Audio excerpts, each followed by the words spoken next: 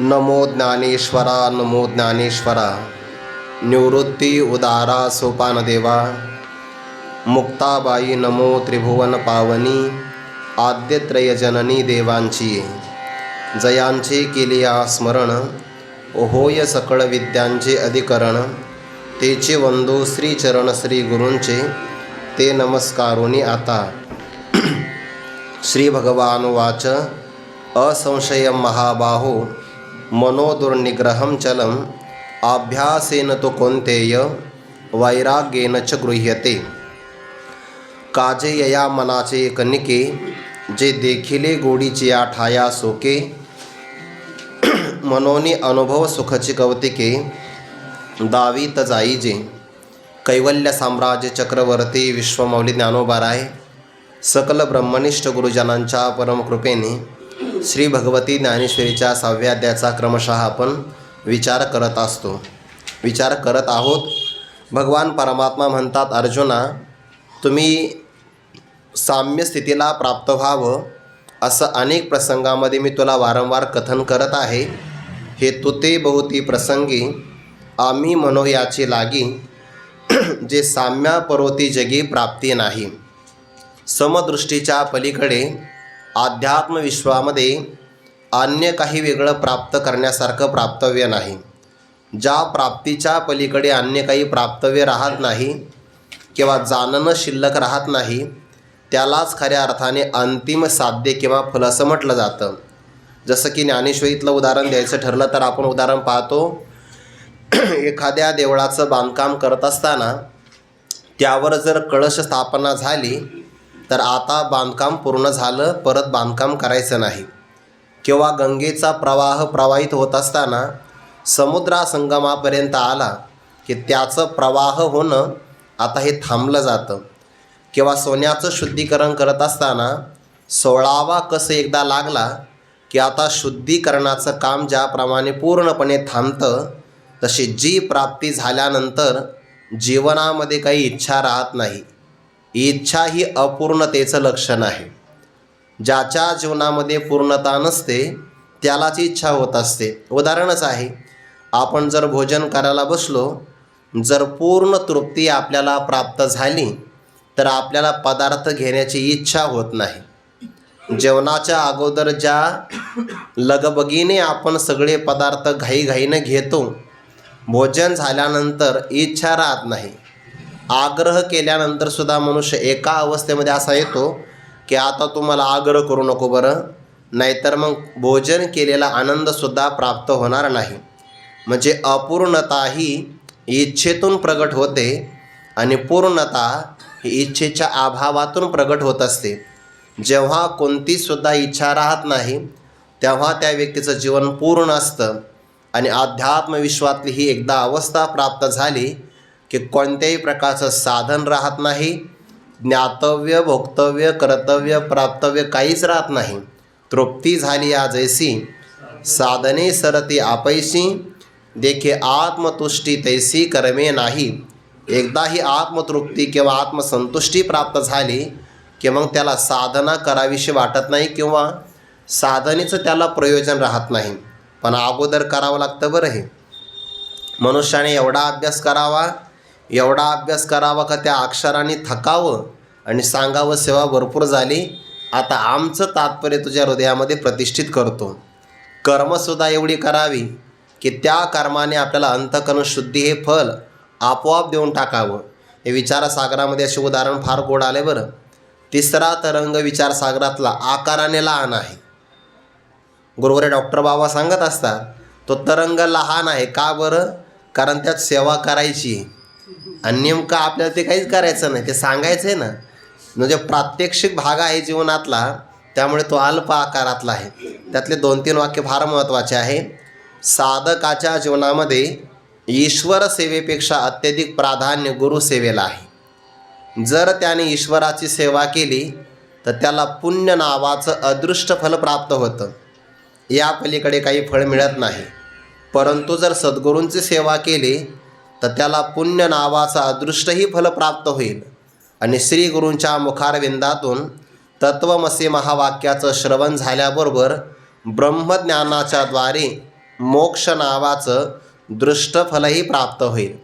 म्हणून ईश्वराच्या सेवेपेक्षा गुरुसेवेची अधिकता शास्त्रामध्ये वर्णन केलेली आहे. ज्ञानोबा म्हणतात ना, आघवियाची दैवा जन्मभूमी हे सेवा, जे ब्रह्म करी जेव्हा शोचातेही. त्यातला एक भाग असा आला, जर साधकाने श्रीगुरूंची या जीवनामध्ये चांगल्या प्रकारे सेवा केली तर त्याला पुण्य नावाचा दृष्टफल प्राप्त होतं. पण त्या पुण्याची त्याला गरजसुद्धा नाही. त्याला इहलोकामध्ये जीवनमुक्तीचं विलक्षण सुख मिळावं आणि मोक्ष मिळावे ही त्याची अपेक्षा आहे. जर प्रामाणिक सेवा केली तर त्याला मरणाच्या अव्यवहित उत्तरक्षणी का होईना, पूर्वक्षणी, मरणाच्या अगोदर उत्तरक्षणी नाही. कारण उत्तरक्षणी म्हणलं की मग विदेह कैवल्य आला. पण मृत्यूच्या अगोदर सद्गुरूंची त्याने शुद्ध अंतकरणाने प्रामाणिकपणाने सेवा केली तर त्याला पुण्य नावाचं फळ तर मिळेलच मिळेल, मोक्ष नावाचंही फळ मिळेल. पण जर एखाद्या साधकाला या जीवनामध्ये मोक्ष नाही मिळाला, जर आगामी प्रतिबंध असेल तर त्याच्या 2 शक्यता प्रतिपादन केल्या. जर साधकाला सद्गुरूंची सेवा करूनही मोक्ष या जीवनात नाही मिळाला, पुढे आता हाच प्रसंग येणार आहे, नाही मोक्ष मिळाला तर 2 शक्यता, अंतकरण शुद्धी त्याला हमखास होणार आहे. आणि दुसरं फल असं आहे की आगामी जन्मामध्ये सद्गुरूंची सेवा न करतासुद्धा त्याला आपोआप सगळं प्राप्त होईल. म्हणून ते सेवा परमार्थातले वाया जात नाही. विचार का सांगितला हा? ज्या प्राप्तीच्या पलीकडे पुन्हा काही प्राप्तव्य नाही ते अध्यात्मातली प्राप्ती आहे. प्राप्तव्य नाही, भोक्तव्य, कर्तव्य, ज्ञातव्यसुद्धा नाही. ही साम्य स्थिती भगवंताने प्रतिपादन केली आणि भक्तराज अर्जुनाने आपलं अंतकरण देवाच्या समोर निवेदन रूपाने प्रगट केलं की तुम्ही आमच्याविषयी दया धारण करून सांगता हे खरं आहे, परंतु जी भूमिका आपण प्रतिपादन केली त्या साम्य स्थितीमध्ये चंचल असल्यामुळे माझं मन फार काळ स्थिर राहणार नाही. कारण मन चंचल आहे, प्रमाथी आहे, म्हणजे प्रमादी आहे, अतिशय बलवान आहे, कोणत्याही साधनाच्या आटोक्यात येत नाही आणि अनेक वासनांनी ग्रसित असल्यामुळे त्याचा निग्रह करणं अत्यंत दृढ किंवा अशक्य आहे. त्यामुळे तुम्ही म्हणता की साम्यापरोती जगी प्राप्ती नाही, पण ती साम्य प्राप्ती करण्यासाठी मन तर जागेवर असावं लागेल. जोपर्यंत मनाचं साह्य नाही तोपर्यंत परमार्थाचा प्रवास करता येणार नाही. नाथ महाराजांनी भागवताच्या 29व्या अध्यामध्ये गोड चिंतन केले बघा.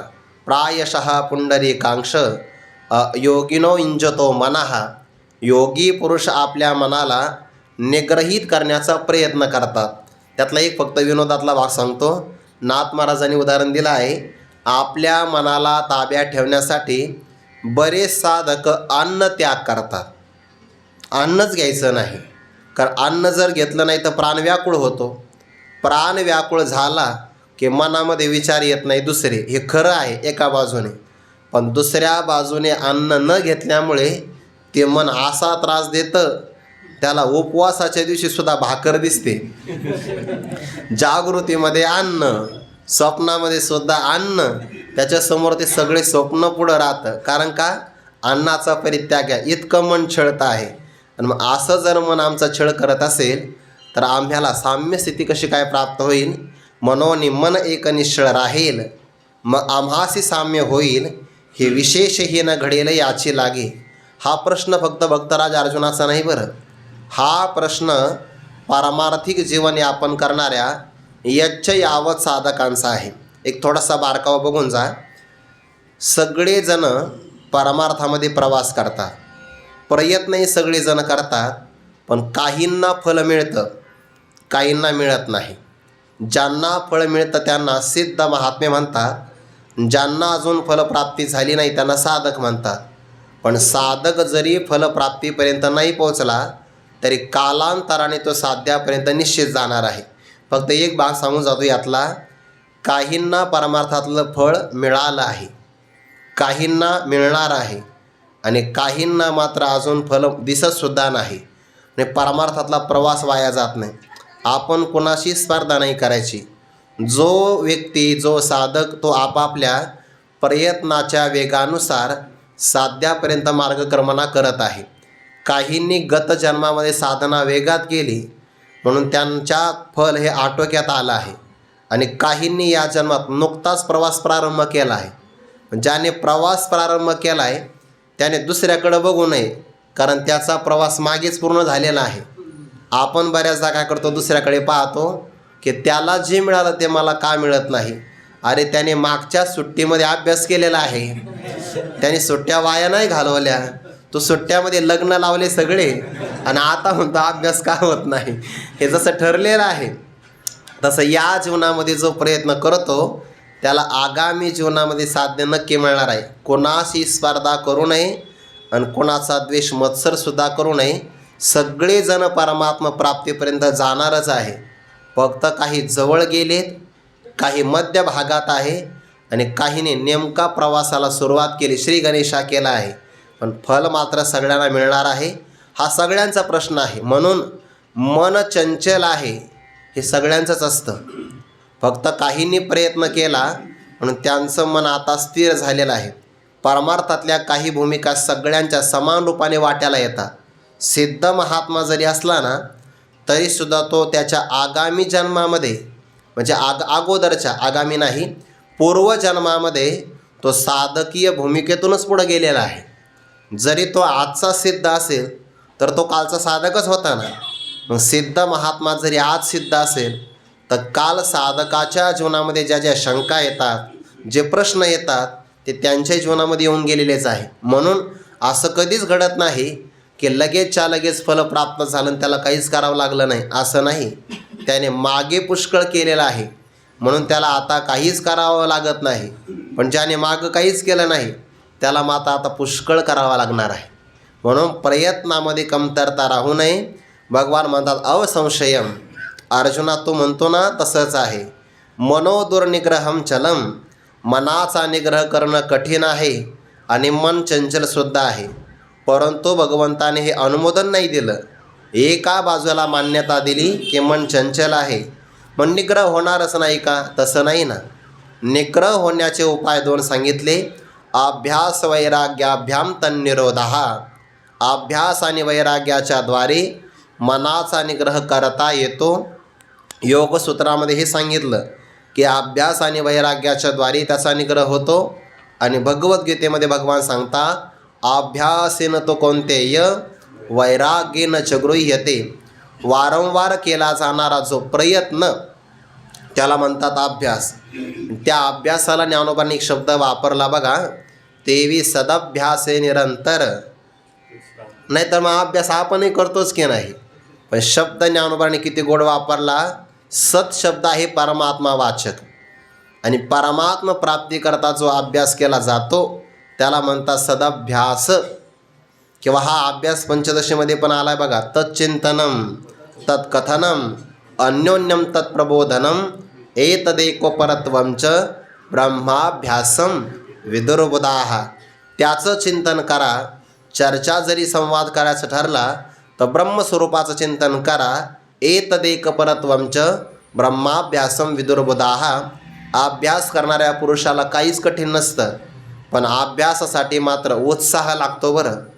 अभ्यासासाठी चिकाटी लागते आणि पुन्हा जिद्द लागते. ज्याच्याकडे जिद्द आहे, धैर्य, चिकाटी, आत्मविश्वास, उत्साह असेल तर तोच व्यक्ती अभ्यास करू शकतो. नाहीतर ज्याने अगोदरच हातपाय गाळले त्याला अभ्यास होत नाही. बघा स्वातंत्र्यवीर सावरकरांचं उदाहरण सांगितलं जातं की नाही.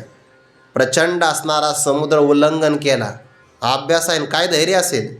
त्या प्रचंड समुद्रातून उल्लंघन करून जायचे, उडी मारली. त्याच्यासाठी जिद्द किती मोठी लागते, आत्मविश्वाससुद्धा लागतो. वारंवार जरी अपयश आलं आणि पराकोटीचा आत्मविश्वास असला तर जेवढ्या वेळा अपयश येतं ना, जिद्दवान धैर्यवान असणारा साधक पुन्हा तितक्याच प्रयत्नाने अभ्यास करतो. तो अपयश आलं म्हणून माघारी फिरत नाही. काही काही माणसं जर चांगल्या कामाला निघाले आणि नुसतं मांजर जरी आडवं गेलं तर मागं येतात. याला जिद्द नाही म्हणत. अरे आपल्याला ठेच जरी लागले तरी माघारी फिरायचं नाही. देहम वा पातयामी कार्यम वा साधयामी. देह जावो अथवा राहो पांडुरंगी दृढ भावो. चरण न सोडी सर्वथा आ न तुझे पंढरी राहता. जरी हे आकाश वर पडो पाहे, ब्रह्मगोळ भंगा जाये, वड वानळ त्रिभुवन खाये, परी मी तुझीच वास पाहे गा विठोबा. म्हणून अंतकरणामध्ये उत्साह, जरी आपले गात्र शिथिल झाले तरी पुन्हा धैर्य धारण करून त्यांना त्या प्रवाहात आणायचं, त्याला उत्साह म्हणतात. धैर्य, जिद्द, चिकाटी, सगळ्यात महत्त्वाचा आत्मविश्वास. अपयश येणारच आहे. जर आपण प्रयत्न करून अपयश आलं तर दोन गोष्टी, म्हणजे यश आलं तर फार चांगलंच आहे, पण अपयश आलं तर अनुभव येईल ना. ते विजेचा शोध शास्त्रज्ञ लावत होते. ते लावता लावता त्यांना 1000वा जेव्हा प्रयोग झाला तेव्हा विजेचा शोध लागला. काही त्यांचे मागचे 999 प्रयत्न वाया गेले का? ते 999 प्रयत्नाचाच अनुभव होता, म्हणून 1000व्या प्रसंगाला यश आलं. म्हणून अजिबात घाबरायचं नाही. अपयश आलं तरी पुन्हा पुन्हा चिकाटीनं ते केलं पाहिजे.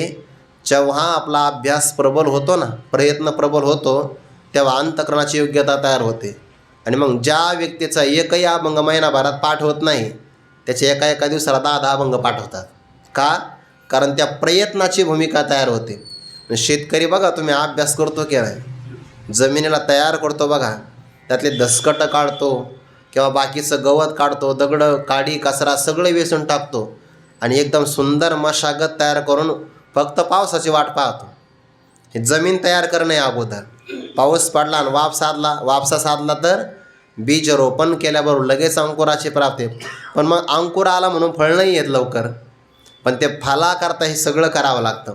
तसं अभ्यासाचं सुद्धा आहे. वारंवार केला जाणारा यत्न त्याला म्हणतात अभ्यास. आणि इहलोकातल्या किंवा परलोकातल्या भोगाच्या विषयी असणारी जी जिहासा, तुच्छता, दोषदर्शनाची बुद्धी त्याला म्हणतात वैराग्य. जर विषयाकडे मन गेलं तर त्याला विषयातले दोष दाखवले पाहिजे, आणि ते दोष दाखवले की त्याला विषयाचं आकर्षण त्याचं कमी होतं. एकीकडे वैराग्य असावं आणि एकीकडे सदभ्यास म्हणजे परमात्म्याकडे मन लावण्याची भूमिका असावी. 2 भूमिका आहे बरं याच्यामध्ये. अभ्यास हा परमात्म चिंतनाकडे लागण्याचा आहे आणि वैराग्य मन विषयाकडे गेलं की त्याला माघारी आणण्याचं आहे. म्हणून विषयाकडे गेलं की वैराग्य वापरावं आणि भगवंताच्या ध्यानाकरता अभ्यास वापरावा. नाहीतर उलट कराल, म्हणे का हो तुम्ही भगवंत चिंतन का करत नाही? आम्हाला चिंतनाविषयी वैराग्य आहे. आणि म्हणे वारंवार तुम्ही पदार्थच का खातात? अभ्यास सांगितला आहे. असं नाही करायचा. ते अभ्यास शब्दाची योजना आणि वैराग्याचा भाव कुठे लावायचा हे लक्षात आलं पाहिजे. वारंवार चिंतन करणं याला नितिध्यासन म्हणतात बघा. अनात्मवृत्तीचा परित्याग करून सदैव आत्माकार वृत्तीची स्थिती याला आपण नितिध्यासन म्हणतो की नाही. तर हे वारंवार करावं लागतं. पण अभ्यासाची सुरुवात एकदम नाही होत, ते हळूहळूच करावी लागते. जसं की भगवान 12व्या अध्यायामध्ये म्हणतात, तरी गा ऐसे करी यया आठा पहारा माझारी, मोटके निमिष भरी देतो जाय, मग जे का निमिख देखेल माझे सुख. सुख शब्द येतोय बघा. ते तुले अरोचक विषयी घेईल. ती ओवी मला पुढच्या ओवी करता लागते, आता परत सांगा. मग वैराग्य आणि अभ्यासाच्या द्वारे परिवैराग्याचे आधारे जरी लाविले अभ्यासाचे मोहरे, तरी केतुलेनी एके अवसरे स्थिरावेल. कोणत्या तरी एका प्रसंगाला मन नक्की स्थिर होईल. आणि मन स्थिर जर झालं तर मग साधकाला जो आनंद होतो तो आनंदसुद्धा ब्रह्मानंदापेक्षा कमी नाही. जरी आपुली आपण या इंद्रिय येथे आया, तरी अधिक काही धनंजया सार्थक असे. जर इंद्रिय आपली ताब्यात आली तरीसुद्धा खूप मोठा आनंद आहे.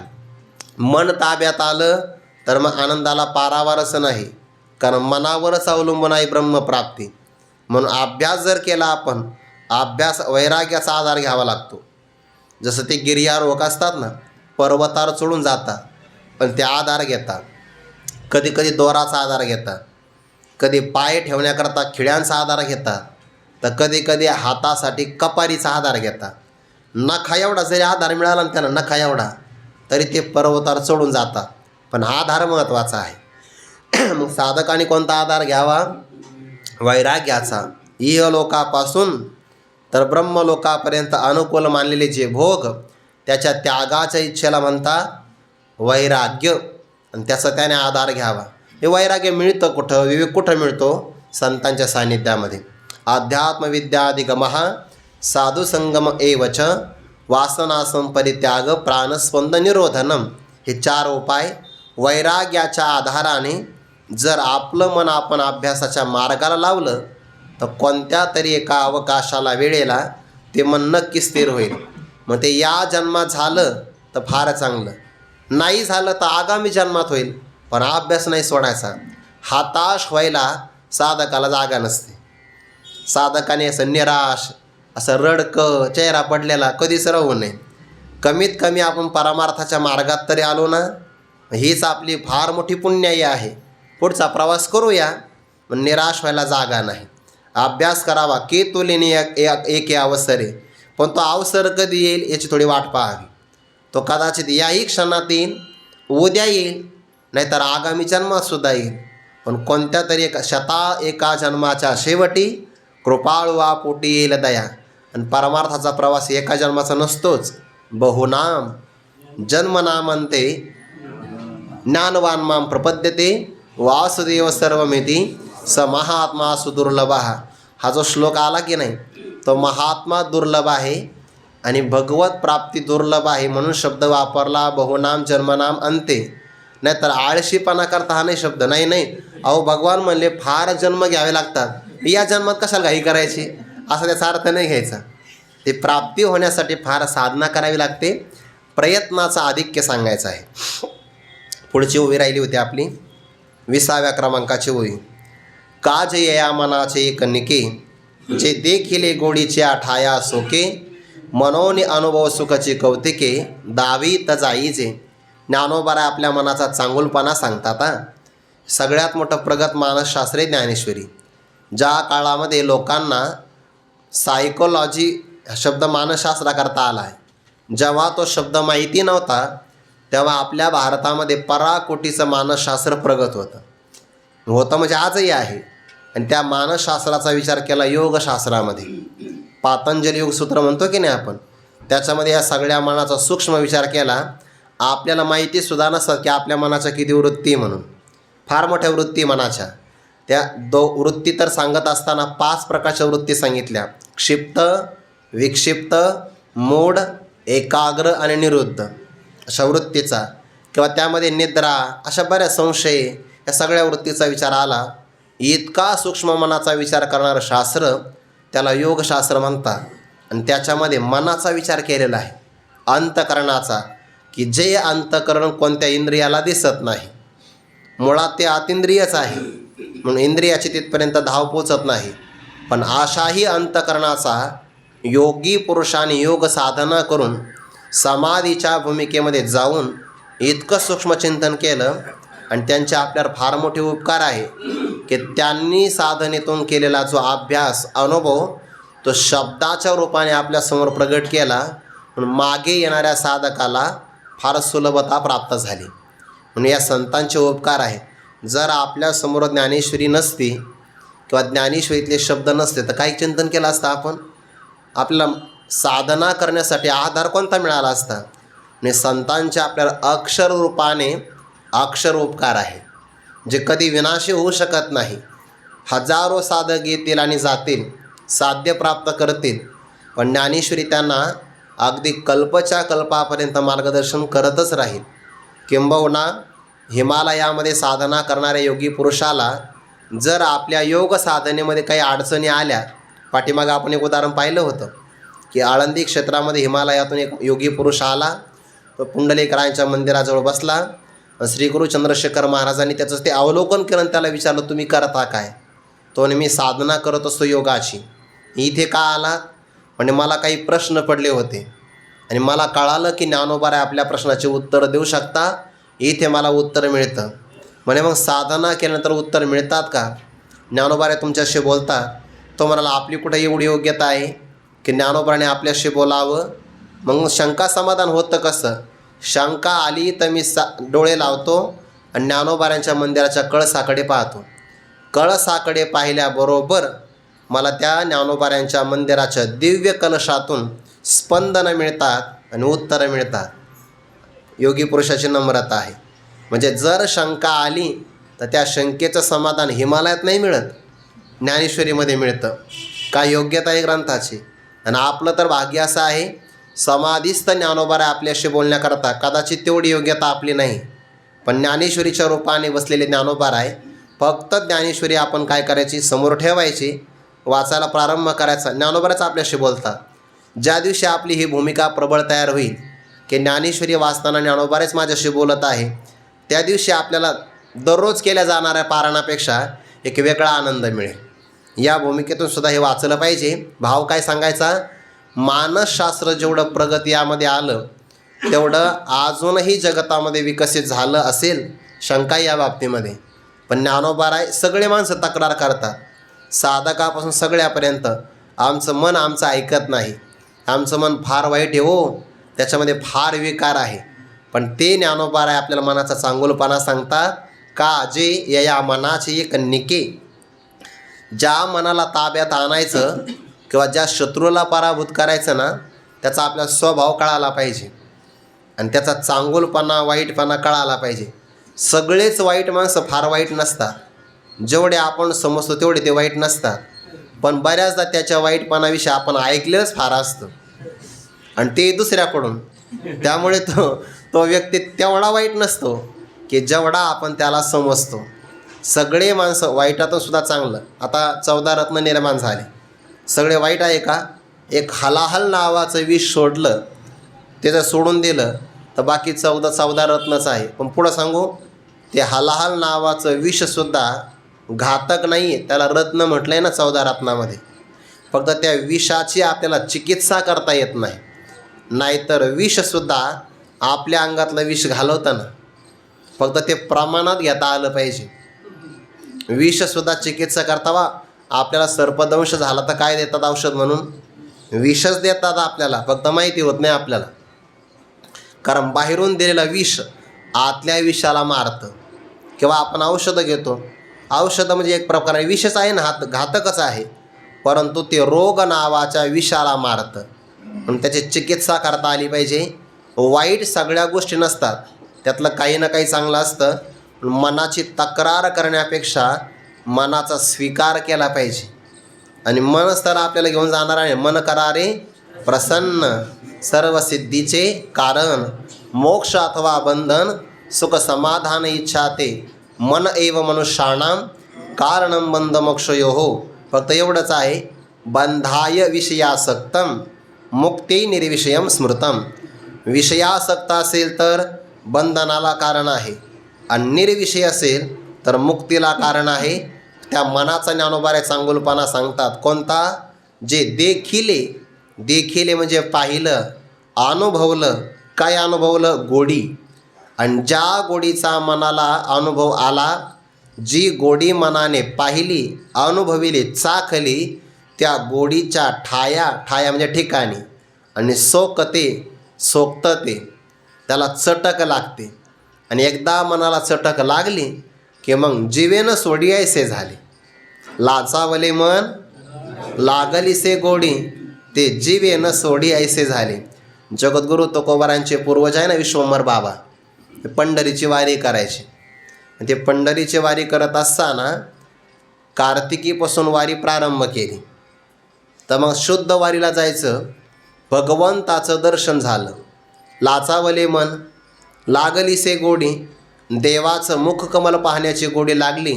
मग महिन्यातली वारी नाही, 15 दिवसाची वारी केली आणि 8 महिन्यामध्ये 16 वेळा जाऊन आले. ते कार्तिकीपासून जर आपण मोजलं तर आषाढीपर्यंत किती होतात? 8 महिने. प्रत्येक महिन्यातून 2दा जायचं, प्रत्येक दशमीला हजरच तिथं. आता किती वेगात जात असेल, किती वेगात, जुना काळ आहे. पण देवाच्या दर्शनाची गोडी लागली ना. लाचावले मन लागलीसे गोडी. मग आता ते जीवेनं सोडी ऐसे झाले. प्राण गेला तरी चालेल, पण ती गोडी मात्र ते मन सोडत नाही. आणि मग भगवान थकले होते. ते भगवान विश्वंभर बाबाच्या स्वप्नात गेले. एवढं ऋण झालं म्हणे वारीचं, आता पुढच्या वारीला तुम्ही यायचं नाही, तुमच्याकडे मीच येतो. आणि मग भगवान आमराईमध्ये प्रगट झाले. बाकीच्या गावातल्या लोकांना सांगितलं. लोक म्हणले स्वप्नात सांगितलं ना? म्हणे हो, स्वप्न मिथ्या. तयार असतं शास्त्र काही जण अशा प्रसंगाला. स्वप्न मिथ्या, स्वप्न गजाधिवत, मिथ्या आहे म्हणे हे सगळं. अरे पण सगळे स्वप्न मिथ्या नसतात. भाविक लोक म्हणले स्वप्न खोटं असेल तर हरकत नाही, आणि खरं असेल तर मग जाऊ ना आपण. त्या स्थानामध्ये गेले आणि त्यांनी शस्त्र अस्त्र म्हणजे टीका वगैरे यांनी जमीन खोदायला सुरुवात केली. तर आकाशवाणी झाली, भगवान परमात्मा तिथं आहे, शस्त्र लावू नका, आपल्या हाताच्या बोटाने ते माती उकरा. ते माती उकरली तर मग सुगंधित ते तुळशी बुक्का सगळे प्रकारचे द्रव्य सापडले आणि त्यामध्ये भगवान मूर्ती रूपाने. आजही ती मूर्ती पांडुरंगाची देहूग या ठिकाणी विराजमान आहे. आणि सोबत आहे बरं रुक्मिणी मातेसहित पांडुरंग परमात्मा. पंढरपूरला तरी विभक्त आहे, वेगवेगळं मंदिर आहे, पण देहूला मात्र एकाच रूपाने आहे. कशामुळे? लाचावले मन लागलीसे गोडी. त्या गोडीची दोन प्रकार करता येतील. एक आहे विषयांची गोडी आणि दुसरी आहे आत्मस्वरूपाच्या सुखाची गोडी. त्या विषयाची गोडी सांगत असताना ज्ञानोबा म्हणतात, आणि विषयांची गोडी जो जित मेला न सांडी, स्वर्गी ही खावया जोडी येथोनीची. बहिर्मुख झालं की विषयाची गोडी आहे, आणि विषयाची चटक, विषयातला आनंद म्हणजे विषयाची गोडी. खरं तर विषयात आनंद नसतो, पण भ्रमाने वाटतो. भ्रमाने वाटतो का? एकतर मनुष्याला आपल्या आतमध्ये आनंद हे कळत नाही, न कळाल्यामुळे त्याच्या मनाला आनंदाची चटक असते. मन गोडी किंवा आनंदाशिवाय राहू शकत नाही. मग जर त्याला आत नाही मिळालं तर ते बाहेर शोध घेतं, आणि बहिर्मुख झालं की त्याला वाटतं विषयात आनंद आहे, मग पंचविषयाच्या प्राप्तीची खटपट करतं. विषय प्राप्त झाला की मनाची चंचलता थांबते. विषय प्राप्तीच्या अगोदर ते चंचल असतं, प्राप्त झालं की मन होतं स्थिर. विषयाची प्राप्ती, अंतकरणाची स्थिरता, आणि स्थिर झालेलं अंतकरण असेल तर त्याच्यामध्ये आतल्या स्वरूपभूत आत्मानंदाचं भान होतं. आणि या सगळ्या गोष्टी सांगायला वेळ लागतो, घडायला वेळ लागत नाही. विषय प्राप्ती, मनाची स्थिरता आणि आत्मानंदाचं भान, या सगळ्या गोष्टी एका काळात घडतात, त्याला युगपत म्हणतात. आणि ते एका काळामध्ये घडल्यामुळे जीवाला स्थिर अंतकरणामध्ये आपल्या आत्मानंदाचाच अनुभव येतो, पण त्याला भ्रम होतो की मला हा आनंद विषयापासून मिळतो आहे. ते उदाहरण दिलं जातं, कुत्रं असतं ना, जर कुठून तरी हाड मिळतं एखादं, मग त्या हाडावरून त्याचं नाव पडलं असेल बहुतेक, हाड म्हणणं त्याला, त्या हाडावरूनच पडलं असेल. म्हणजे कुठंतरी एखादं वाळलेलं त्याला हाड मिळतं आणि मग त्या हाडाला तो फोडण्याचा प्रयत्न करतो. ते कठीण असतं. कालांतराने काय होतं, त्या हाडाला फोडता फोडता त्याच्या हिरड्याला इजा होते, दाताच्या वरती, आणि हिरडीतून रक्त लागतं हाडाला. आणि तो म्हणतो, मी सकाळच्या 7 वाजल्यापासून प्रयत्न केला, जाऊ द्या म्हणे पाऊण तास, पण पठ्ठ्याने हाडातून रक्त काढलंच, असं म्हणतो की नाही तो. आता त्या हाडातून रक्त आलेलं नसतं, ते आलेलं कुठून असतं? त्याच्या स्वतःच्या हिरडीतून आलेलं असतं, पण त्याला भ्रम होतो की हाडातून आलं. तसंच जीवाचं आहे. जीवाच्या स्वतःच्या आतलाच आनंद त्याला मिळतो, पण त्याला भ्रम होतो की हा आनंद मला विषयापासून मिळालेला आहे. मुळात विषयात आनंद नसतो. आणि जर विषयात आनंद असता, सार्वकालिक हा जर अनुभव असता, तर ज्या विषयापासून आपल्याला पहिल्या क्षणाला आनंद होतो तो वारंवार झाला पाहिजे, तसं नाही घडत. पंक्तीला जर आपण जेवायला बसलो तर ज्या भूक लागल्यानंतर पहिला गुलाबजामुन खाताना जेवढा आनंद होतो तेवढा आनंद नंतर नंतर होत नाही बघा, नाही होत. तो आनंद कमी कमी होत जातो. पहिल्या घासाला जेवढा आनंद दुसऱ्या घासाला थोडा कमी होतो. असं करता करता 49 खाल्ले आणि एक वाढणारा म्हणला आता एक 50वा घ्या तुम्ही, अर्धशतक पार होईल. आता तो घेतो का? पहिल्या गुलाबजामुला जेवढा आनंद त्याला मिळाला 50व्याला तेवढा आनंद त्याला मिळत नाही. का बरं? विषयातला आनंद त्याला क्षय म्हणतात. तो कमी कमी कमी कमीच होत जातो. जैसे भोजनाच्या अवसरी क्षुधा जिरत जाय अवधारी, मग तृप्तीच्या अवसरी नाहीची होय. अर्थशास्त्रामध्ये पण आलाय बरं हा सिद्धांत. आम्हाला शाळेमध्ये होतं 12वीला हे. त्याला सीमांत उपयोगिता म्हणतात. अर्थशास्त्राच्या पुस्तकात आलंय. हा सीमांत उपयोगिताचा सिद्धांत आहे. हा ते आता कोण शास्त्र ते काही माहिती नाही त्याचा, पण सिद्धांत आहे. पहिल्या घासाला जेवढा आनंद मिळतो, समजा 100 आनंद मिळाला तर दुसऱ्या घासाला 90च मिळतो. असं करता करता तो आनंद कमी होतो. आणि हे उदाहरण ज्ञानेश्वरीत अगोदर आलेलं आहे, शास्त्रज्ञांनी नंतर शोध लावला असेल. जैसे भोजनाच्या व्यापारी, भोजन करत असताना एकीकडे भोजन वाढतं आणि दुसरीकडे क्षुधा कमी होत जाते. क्षुधा जिरत जाय अवधारी, तृप्तीच्या अवस्थेने नाहीची होय. आणि एकीकडे तृप्ती मिळाली की दुसरीकडे ते क्षुधा पूर्ण कमी होऊन जाते. रिकामा पेला असतो ना, ग्लास म्हणतो आपण त्याला, तर त्याच्यामध्ये हवा असते. आपण त्याच्यामध्ये पाणी ओतण्याचा प्रयत्न केला तर काय होतं, जसं जसं पाणी भरतं तशी त्यातली हवा बाहेर पडते. तसं जशी तृप्ती मिळेल तशी क्षुधा कमी होत जाते. हे जसं घडावं, विषयातला आनंद कमी होतो, त्याला क्षय म्हणतात. म्हणून मोबाईल नवीन विकत घेतला तर पहिल्या दिवशी जेवढा माणूस त्याला सांभाळतो, महिनाभराने तो जर पडला हातातून मग त्याच्याकडे लक्ष देत नाही. मग आपल्याला सांगावं लागतं ते कवर बदला, कवर वापरणार आहे असं म्हणावं लागतं की नाही. ते आनंद क्षयाचा आहे. म्हणजे जो आनंद क्षय संपणारा आहे त्या आनंदाला म्हणतात विषयाची गोडी. किंवा आपल्या अनुभवाचं उदाहरण, ते आळंदीमध्ये विद्यार्थी शिकायला राहतात. सुट्ट्या 2दा लागतात, एक दिवाळीमध्ये आणि उन्हाळ्यामध्ये. आता विद्यार्थी गेले गावाकडे तर ते सुट्ट्या कधी लागणार आहे तर ते त्या दिनदर्शिकेवर कॅलेंडरवर असं मोजून ठेवतात. आता एवढे दिवस राहिले, एवढ्या दिवसांनी गावी जायचं. मग गावी जायचं म्हणलं की त्यांनाही आनंद असतो आणि घरच्यांनाही आनंद असतो. याचा आपला मुलगा येणार आहे, इतका आनंद होतो त्यांना, गल्लीतल्या लोकांना, गावातल्या लोकांना खूप आनंद. एकतर हा आळंदीतून गेलेला असतो, त्यात पुन्हा वारकरी वेशभूषेमध्ये जातो. मग सगळे गावातले महाराज या, नाश्ता करा असं म्हणतात की नाही. आणि मग तो विद्यार्थी 2-3 दिवस चांगला राहतो. आणि 6 महिन्यापासून आळंदीत त्याने जो आपला स्वभाव दाबून ठेवलेला होता, की जो त्याला गावातून दत्तक मिळालेला होता निसर्गतः, मग तो स्वभाव त्याचा प्रगट झाला की जे लोक उत्सुकतेने त्याची वाट पाहत होते आगमनाची, तेच काय म्हणतात महाराजांना, आता याला घेऊन जा. का? विषयातला आनंद कमी होतो. हे सगळीकडेच आहे. मग जो आनंद कमी कमी होत जातो त्याची गोडी मनाला देणं हे काही विचारीपणाचं लक्षण नाही.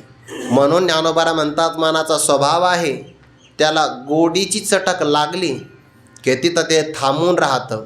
देखील त्याला अनुभव मिळाला की गोडीची ठाया सोके, ते सोकतं.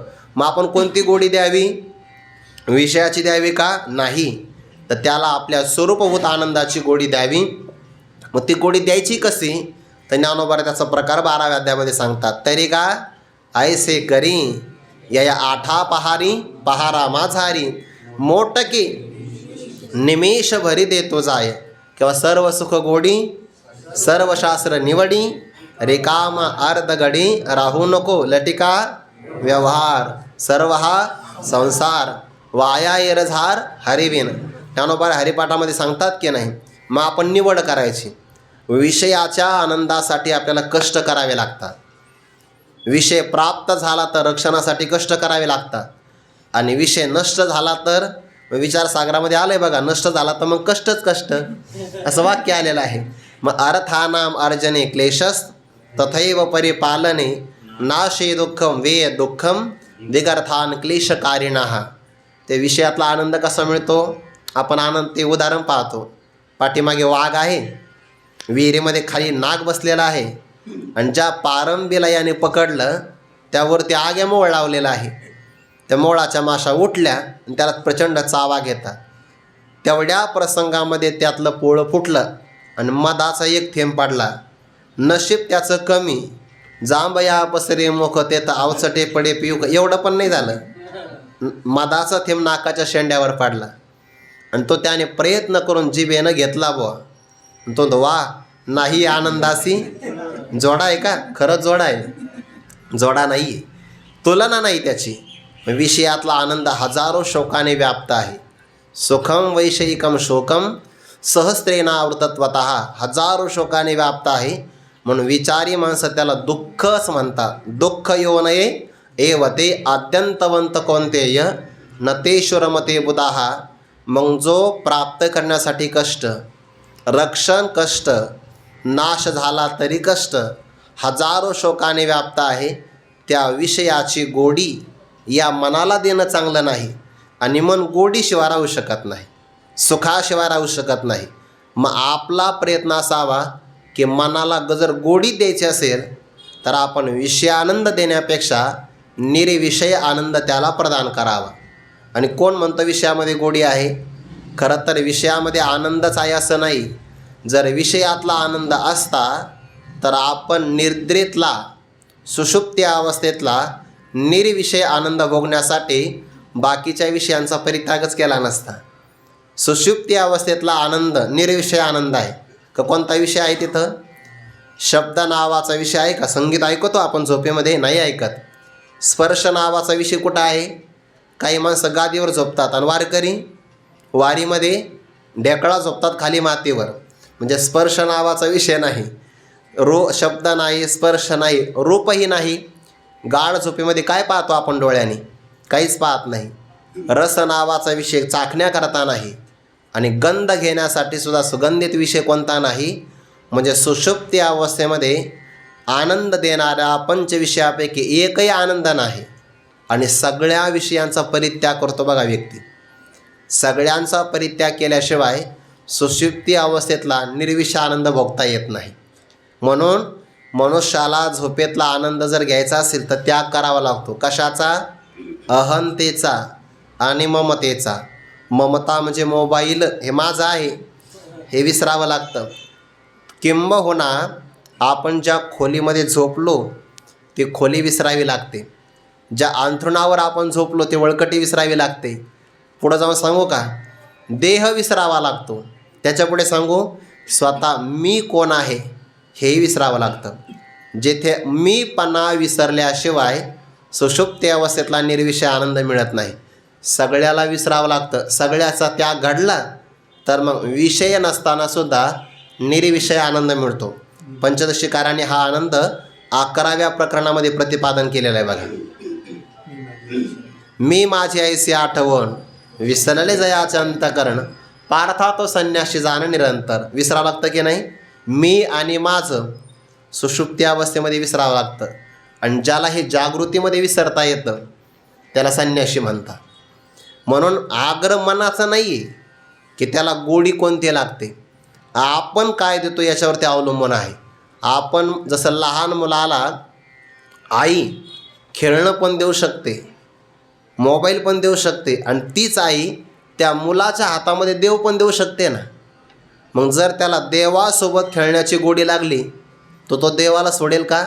मीराबाईंच्या हातामध्ये लहानपणी भगवंताची मूर्ती दिली होती. ते लहान मुलं खेळत होते. ते लहान मुलं काही पण खेळू शकतात. ते वधू आणि वराचा खेळ खेळत होते. नवरा बायको नाटक असतं ते. लहान मुलाचा स्वयंपाक वेगळा असतो. झाडाचे पानं आणतात म्हणून घ्या चपाती, घ्या चपाती, आनंद घेतात ते. तसं लहान मुलं खेळत होते. आई वडिलांनी भगवंत श्रीकृष्णाची प्रतिमा दिली की हा तुझा पती आहे. लागला नळा. भगवान हा आपला पती आहे. आई वडिलांच्या हातात आहे ना.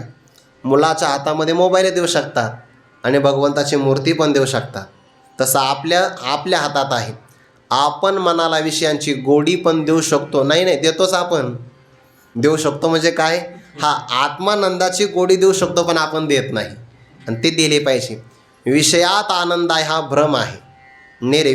विषय नसताना सुद्धा आनंदी राहता येतं. आपल्याला वाटतं आपण हे मिळवलं ते मिळवलं म्हणजे आपण आनंदी राहू. ह्या सगळ्या कल्पना आहे. काहीही नसताना आनंदी राहता येतं याला म्हणतात अध्यात्म.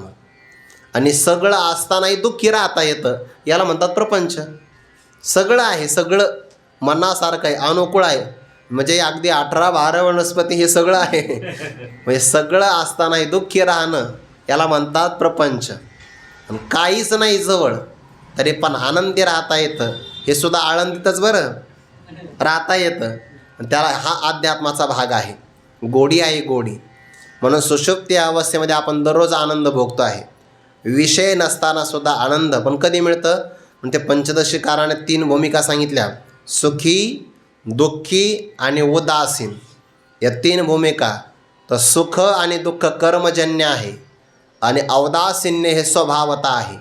सुखाची एक वृत्ती गेली, दुःखाची वृत्ती गेली आणि अजून कोणतीच वृत्ती निर्माण झाली नाही, असा जो वृत्ती संधी काल याला तुष्णी अवस्था म्हणतात. या तुष्णी अवस्थेमध्ये जे राहतं ते केवळ आनंद राहतं. तुम्ही बघा, जागा झालेला व्यक्ती असतो ना, ओळकटीवरून जर तो उठला तर काही काळ त्याला ते मागची चटक लागली असे सुखाची, म्हणून तो त्या आनंदाचा आई म्हणते, अरे जागा हो मी जागाच आहे. पण त्या आनंदाचा भोग घेतला ना वृत्तीमुळे, तो आनंद त्याला सोडावासा वाटत नाही. मग का सोडतो? कर्म म्हणून सोडावं लागतं. कर्मयोगात बुध्यते पुन्हा असं म्हटलं आहे. त्या कर्माच्या योगामुळे त्या जीवाला जागं व्हावं लागतं, नाहीतर त्याला झोपेतला आनंद सोडावासा वाटत नाही. म्हणून बघा, जागा झाला ना लगेचच्या लगेच उळकटीवरून तो बाजूला होत नाही. काही काळ का होईना त्याची वृत्ती त्या आनंदाचा भोग घेते, त्याला वासनानंद म्हणतात. आणि तो वासनानंद भोगतो त्या काळामध्ये तुष्णी अवस्था असते, द्वैत भासत नाही, निद्रा लागलेली नसते, कारण तो जागा झाला. प्रपंच काही दिसत नाही, न द्वैतम भासते नापि निद्रा तत्रास्ति यत् सुखम स ब्रह्मानंद, त्याला ब्रह्मानंद म्हणतात. साचची पुढते विरा जरी न येता स्वप्न जागरा तरी ब्रह्मभाव साचोकारा म्हणून येता. तो जर स्वप्नात आणि जागृतीमध्ये आला नसता तर झोपेतल्या सुखाला किंवा झोपेतल्या स्वरूपाला आम्ही ब्रह्मभावच म्हटलं असतो. म्हणून निर्विषयसुद्धा आनंद असतो, पण त्या मनाला ती चटक आपण दिली पाहिजे. देखिले गोडीची आठाया सोके, मग गोडी मिळते ना, विषयातली तरी गोडीच आहे आणि आत्मानंदाची तरी गोडीच आहे. पण ज्ञानोबांच्या लक्षात आलं, आपण म्हटलो एक मनाचा चांगुलपणा आहे, गोडीच्या ठिकाणी याला चटक लागते, तर गोडी दोन आली की माणसं विषयाची गोडी देतील. म्हणून पुढचे वाक्य सांगितलं, मनोनी अनुभव सुखची कौतिके दावीत जाईजे. हे दोन शब्द फार महत्त्वाचे आहेत. अनुभव शब्दाचा अर्थ होतो ज्ञान, त्या ज्ञानाला म्हणतात वृत्ती ज्ञान.